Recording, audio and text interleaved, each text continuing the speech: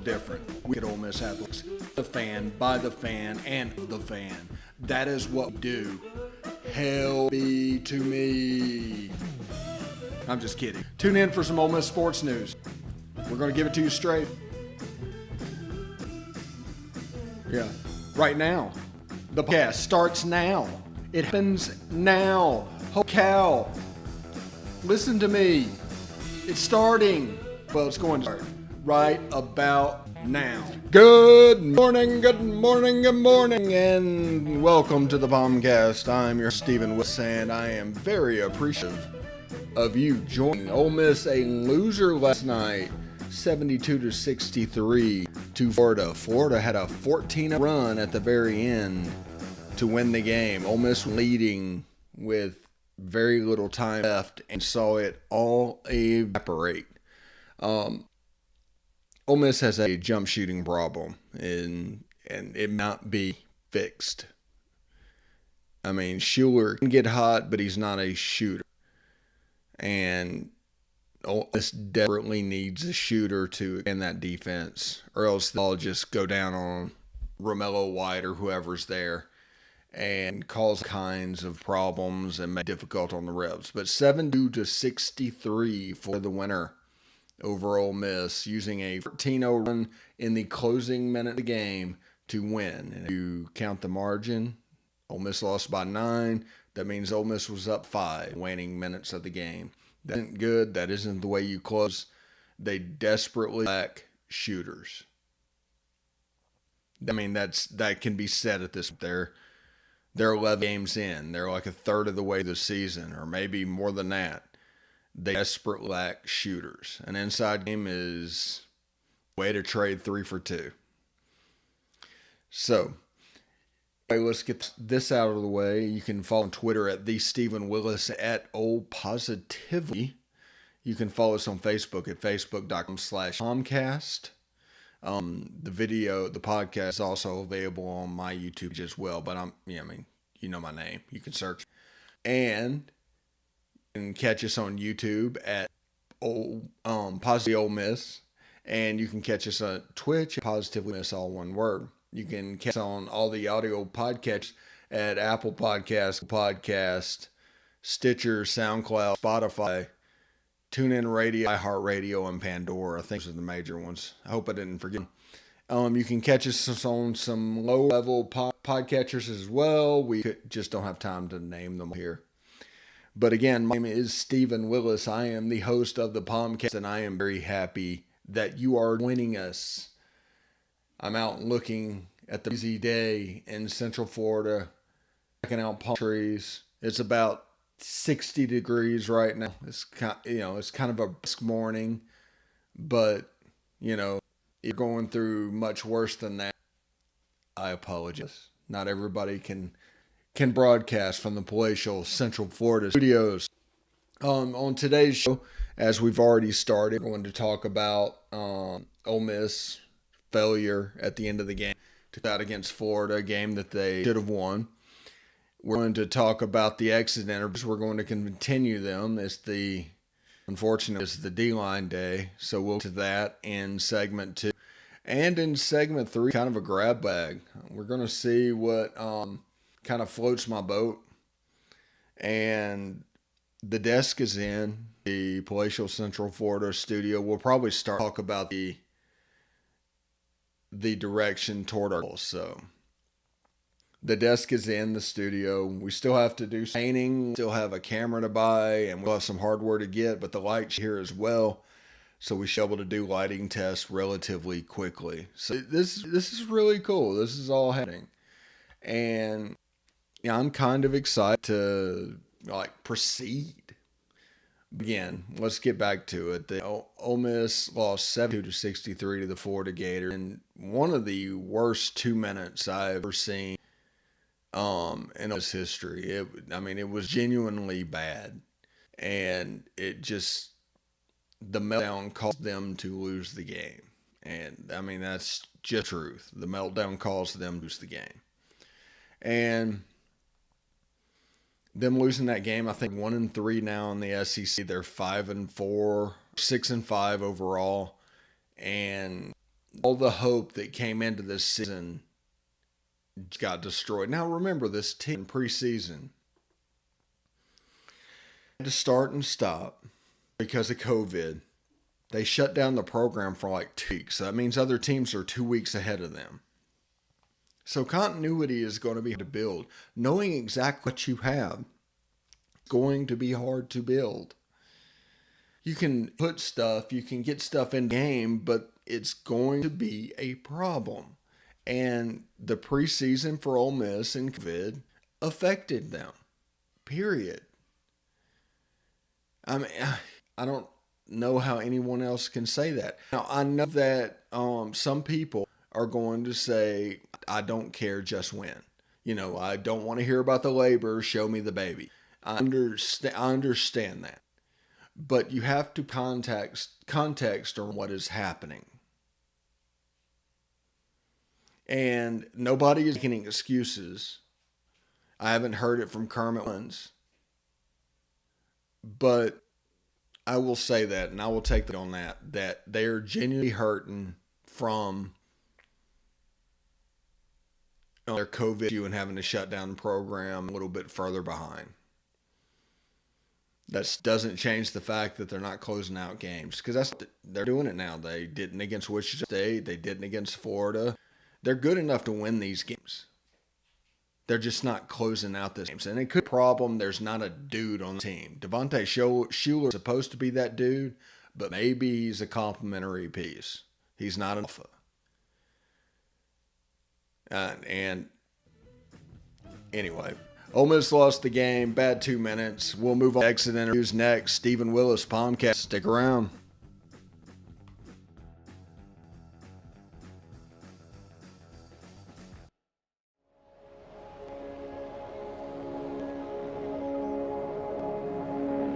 Only 10% of us enough daily exercise. And that number is dropping. Nearly 30% of them are overweight or obese. We spend 6 hours a day in front of the screen. As a result, we now have a shorter life expectancy than our parents. But give us a start in sports and never stop. Learn how at activelife.ca. Hey, this is Stephen Willis from Positively Ole Miss. We're almost done with this break. We'll be back with information quite soon. The military has been in every generation of my family, and so has VA. It wasn't easy for my dad after Vietnam, but VA, him and my mom, the home they'd always wanted. Michael's been coming to VA since World War II. They even helped him lay to rest one battle buddies from Normandy. And me, I've been their footsteps and served with pride. And now out of the military, the GI Bills help with school. Every generation of my family has served, and VA served us all.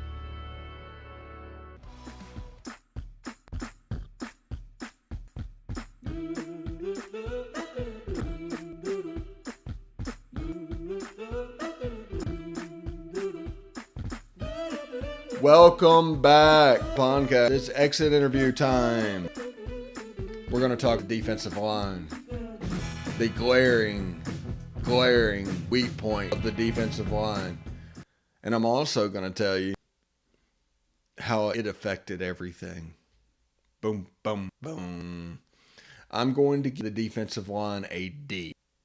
I know everybody going to point at that and say, Steve, you are far too generous. But by the end of the season, Sam Williams was playing with his hand down, and he was at the right spot. So I moved him up from F or minus to D because of Sam Williams. We knew from the beginning the interior defensive line was going to take a huge hit when they lost Josiah, Austria, and Benito. We all knew that. We all figured that. I mean, it'd take no analyst ability to basically point that out. But the defensive line this year genuinely struggled. They played a lot of three-man front. And KD Hill performed. He did his best. I mean, that's the best way you can say that. But the two ends, Ryder Anderson and T.T. Tisdale, that it was just struggling. There was a lot of situations where teams would play a max protect game where they'd leave a tight end in and we would rush three and end up not getting pressure because they could team all three of them. The reason against Mississippi State, we didn't rush three, rush four, and you didn't know where that fourth one was coming from. Prevent double teams. But it's starting to happen a little bit towards the end here. But lack of ability to get pressure or really stop the run. They did a better job against the run than you think. That right there caused a ripple effect that affected the linebackers and affected the safeties. That in concert, linebackers asked to do something completely foreign to them, and that is play sideline for their fits as opposed from A gap to B gap, which was a 3-4 Mike McIntyre, which they played relatively well. They had the personnel for it, moved spots, and they kind of clown and played pretty well defensively last year. Those same players, there's going to be a problem to remember. On that defense, there's Wesley McGriff players, there's Mike McIntyre players, and now there's DJ Durkin players. And hodgepodge, that mixture, just didn't really work out for what we wanted to do. Now, like I said, they played admirably times. They played really well against Indiana, and that was due to having a bunch of walkthroughs. So there was minimalizing busts to where players could play a little bit faster because they were confident in what they were doing. You remember, there was no spring practice and no fall camp. Everything was expedited. So it was very bad for a new defensive coordinator, especially one as multiple as DJ Durkin. And the players eventually, you just didn't have time to, ability to hey, we can do this. This is the call. And walk after walk through, they eventually got it down. Played really well against Indiana. And that was using, I don't even know his name. He's number 40 on defense. And Tylen Knight is playing some vents. And there's players there that are going to get improved potentially fairly rapidly. On the defensive line, you have Jamon Gordon and Isaiah Ivan, two defensive linemen that are the top two in the country. So I imagine there's going to be a potential for more four fronts next year. There's also going to be some, but you know what I mean. Now remember, I do a lot of three-man stuff with four-man principles and just let the end be the outside back or the buck or the star. They're all in the same. It's a 3-4 defense is a 3-4 defense, or 3 defense is a 4-3 defense. But it's who has responsibility. And if you want it to, you could the safety have the C gap. It's just the way it's drawn up. And that's the problem. That's what you need to realize when we talk about players being asked to do stuff that they weren't asked to do stuff. It's about where the fits are. And it's important for the defense because it confuses the offense generally. Not when they can just run off tackle, but you know what I mean. That won't be the case next year. You've got linebackers, you got safeties, you got 4 stars literally everywhere for that defense. So they're going to get better. And Tywone Malone is still out there the way. He'll be the top rated person in the class if he committed. So I think it's the only one we're going after. There's rumors of a tight end that we're going after as a grad transfer, and they might do another transfer or two. With the transfers and all the avenues available to build your roster, there is an excited timeline, and there should be. It's not like it used to be where you kind of stuck in the rut and you had to just do recruiting class and hope you hit enough for some early players and you would go. And I think that coaches overcomplicate this. If you have a quarterback like at Tennessee, they have Harrison Bailey, and you hear over and over, well, he's not ready. The offense is too complex for him. Everything is hard for him. And eventually the kid is going to believe it. Whenever he plays, he's going to perform like he's in over his head. Don't say things like that. Psychology. It's a self-fulfilling prophecy. The reality is, if he has the job, you're going to uncomplicate the offense to make it easier on him. But his confidence is going to already be shook because he's heard over and over again about how he's not ready. Don't do that. Don't do that. But on the defense line, there are some studs coming in. 4 or 5 years. And they will be players. They recruited a certain type of, a DJ Durkin type of guy. That's the reason whenever it comes to having a bad year one, if somebody starts talking about changing the defensive coordinator, I immediately tune them out. Because they just are not really putting out they know what they're talking about. This should always be about systems. System. It's everything. And if you will listen to that and do that and root to that, and whenever you hire the next coach, remember that you will have a chance to progress as a program. No joke. But in the system that we have, we need to get D. Durkin and eventually Chris Partridge's guys, because the thing is set up. DJ Durkin to get another head job and Chris Partridge move up and somebody to move behind him. It's all about continuity. That's the reason they're doing what they're doing. That, and they had the ability to pay Chris Partridge the amount of money that he wasn't getting before. And I mean, it legitimately works. But going back to the exit interview, the defensive line, the way it's constructed this season, I'm talking about at its best, Tisdale, Ryder Anderson, and Katie.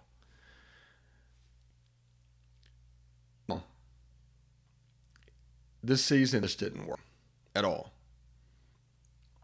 Now, you need more walkthroughs, you need more whatever to get it through. Ends, basically, the buck and Tisdale is back. Ryder Anderson grad transfer, and Katie Hill is obviously in the middle. That's 2 places for Jamar Gordon and Isaiah Eichen to play. Then all of a sudden you have guys that get after the quarterback a little bit.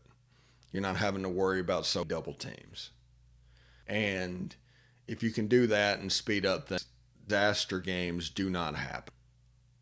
If you can get pressure on the quarterback, disaster games do not happen. Remember also, this is to be said as well, those guys had no chance to gel. Trial by fire. Opened with Florida. There was no South Alabama for them to get things going. There was no cake. There was no 1AA. It was straight to Florida. And then game 3, Alabama. I mean, it's hard to gel under those circumstances. So, D for the defensive line. POMcast, Stephen Willis, stick around.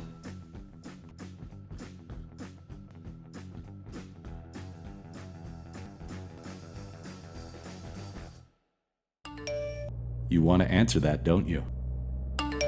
I bet it's just killing you, being the glow just inches away. Someone wants to tell you something or ask you something. Oh, come on, answer it already! Just so we're clear, that wasn't my fault. Next time, ignore your inner voice. Don't text and drive. A message from Florida Choice Independent Insurance Agents. Hey, this is Steve Willis. I just want you to stick around a little longer. We're going to get back to the podcast right after these messages.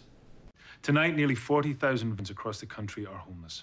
Men and women have pledged to serve our nation, and now we must serve them.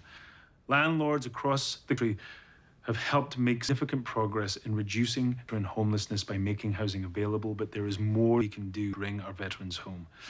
Visit www.va.gov/homeless to see how you can get involved. And if you are a veteran or are experiencing homelessness, please call 877-48-VET. Thank you.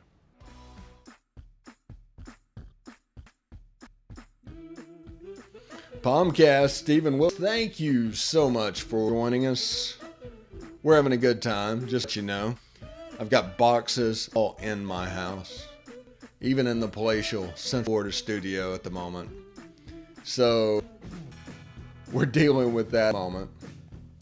A little checkerboard table that I basically got from my mom that has now lived in 3 states. That's impressive. I think it has lived in Italy as well. So that's kind of cool. But there's a piece of furniture that's been all over the world.